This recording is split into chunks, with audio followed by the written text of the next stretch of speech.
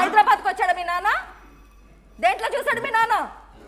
ఒక నిమిషం ఆగమ్మా, ఒక నిమిషం ఆగు. మా ఫాదర్ నీకు ఏం ఫోన్ చేసి చెప్పారు? చా నువ్వు మాట్లాడితే నువ్వు పెద్ద ఫ్రాడ్ ఫ్యామిలీ కాబట్టి మీ నాన్నకి మీ అమ్మకి అన్ని తెలిసి ఈ రోజు మా గొంతు కోసారు మీరు. మీకు ఏంటంటే అలవాటు లేవా? నువ్వు జీ తెలుగు ఛానల్ చెప్పా నాకు మందు అలవాటు లేదని మరి చెప్పు. ఫ్రాడ్ చెప్పి నీ చేసి ఆడపిల్ల నువ్వు ఏంటంటే చేసావు. నువ్వు ఆడపిల్లవా? నువ్వు కరెక్టా? నీ సిగ్గు లాగా ఏమనుందా నీకు? కరెక్ట్ చెప్తున్నాను, నీకు సిగ్గు గట్ట ఏమనుందా? ఎన్ని మాట్లాడిసావు మా అమ్మ నాన్నని ఇలా రోడ్డు మీద నించుతావు, రోడ్డు మీద స్టేషన్ లో ఆటలో నించోబెడతావా నువ్వు మమ్మల్ని? ఈ రోజు నువ్వు చేసిన ఏదో పని బయటకు రాకూడదని చెప్పి నన్ను నా కుటుంబాన్ని ఎటువంటి కేసులు పడితే అటువంటి కేసులు ఇబ్బంది పెడతావా నువ్వు? అడిగినోడు ఎవరో లేరన్నా నీకు ఎవరో? సరే నీకు ఎన్ని ప్రూఫ్లు ఉన్నాయి అంటున్నావు కదా, ఒకటి చెప్తున్నాను ఓపెన్ ఛాలెంజ్. మా ఫాదర్ కానీ మా మదర్ కానీ నీకు ఫోన్ చేసి 1000 రూపాయలు కానీ అడిగారని చూపించు. నిజంగా నువ్వు చెప్పిందని నేను నమ్ముతాను. నేను నిన్ను 1000 రూపాయలు అడిగానని ఏ రోజైనా ప్రూవ్ చేయి. నీ నోరుంది కదా అని గట్టి మాట్లాడేస్తానంటే అవ్వదు. నువ్వు నోరుంది కదా అని గట్టి మాట్లాడుతానంటే అవ్వదు. చాలా గట్టి మాట్లాడతాం మేము కూడా చాలా గట్టి మాట్లాడతాం. ఆ రోజు నువ్వు డ్రింక్ చేసి ఒక్క పాట కొట్టినప్పుడు నువ్వు రూమ్ లో డోర్ లాక్ పెట్టుకుని ఉన్నప్పుడు మా ఫాదర్ నీకు మార్నింగ్ ఫోన్ చేసి అమ్మ ఏంటి మీ ఫాదర్ ఫోన్ చేసి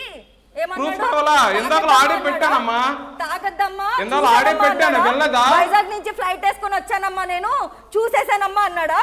ఏం మాట్లాడుతున్నావయ్యా? ఆయనకి చిన్న ఫోన్, ఆండ్రాయిడ్ ఫోన్, చిన్న ఏంటది ఆండ్రాయిడ్ ఫోన్ కదా, కీప్యాడ్ ఫోన్ అయింది. అతనికి ఆండ్రాయిడ్ ఫోన్ పట్టుకోవడం రాదు, యూజ్ చేయడం రాదు. ఏం మాట్లాడుతున్నావు నువ్వు? కీప్యాడ్ ఫోన్ ఏంటి? అక్కడ ఏం మాట్లాడారు మీరు? అతను సార్ ఒకసారి మా ఫాదర్ ని లైవ్ లో తీసుకుంటారా?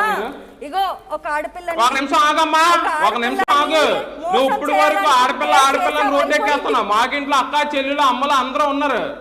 ఒక నిమిషం ఆగు సార్, ఒక్కసారి మా ఫాదర్ నెంబర్ చెప్తాను, మీరు లైన్ కలిపి మాట్లాడతారా?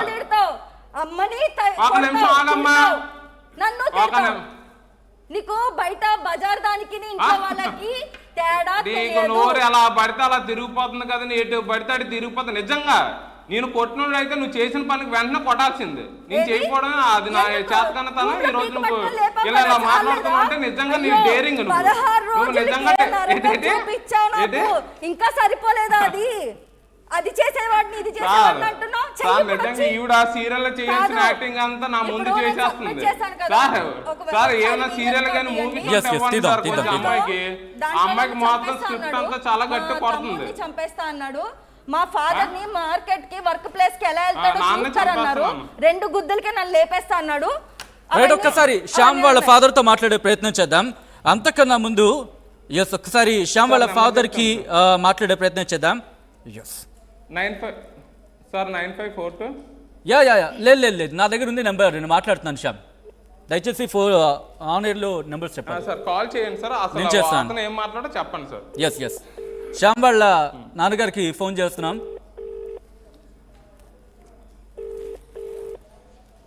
పేరేంటండి మీ నాన్నగారిది? శ్యామ్ గారు? బంగారు నాయుడు సార్. నువ్వు మాట్లాడద్దు దయచేసి. ఎస్ బంగారు నాయుడు కాల్ చేసి ఎందుకంటే కాన్వర్సేషన్ ఇప్పుడు ఆయన సెంటర్గా ఉంది కాబట్టి. ఇంతకీ ఆయన రోజు వెళ్ళారా? వెళ్తే సీదా ఏం చూసారు? ఆయన ఫోన్ చేసి చెప్పారు సార్. ఏమంటారు సార్? అతను ముందు రోజు నైట్ ఫోన్ చేసి ఆయన కాల్ పిక్ చేయట్లేదు.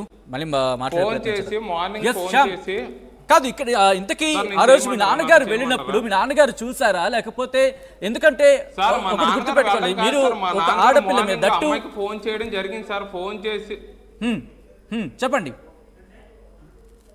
ఫోన్ చేసి అమ్మ ఇద్దరు మ్యారేజ్ అయ్యింది, మీ ఇద్దరు ఒక దగ్గర ఉండండి, ఆడు జాబ్ అది అంటుండ కదా, అవేవో చూసుకుని ఆడ హైదరాబాద్ షిఫ్ట్ అయిపోతాడు, మీరు అన్ని చూసుకోమని చెప్పితే ఈ అమ్మాయి దానికి మాకేమైనా వచ్చిందంటే నువ్వు వైజాగ్లో ఉండాలని చెప్పాం కదా, నువ్వు ఎందుకు హైదరాబాద్ వస్తాను అంటున్నావు? నాకు అలాగైతే వద్దని మీకు ముందే చెప్పాం కదా. అక్కడ సార్ గొడవ స్టార్ట్ అయింది.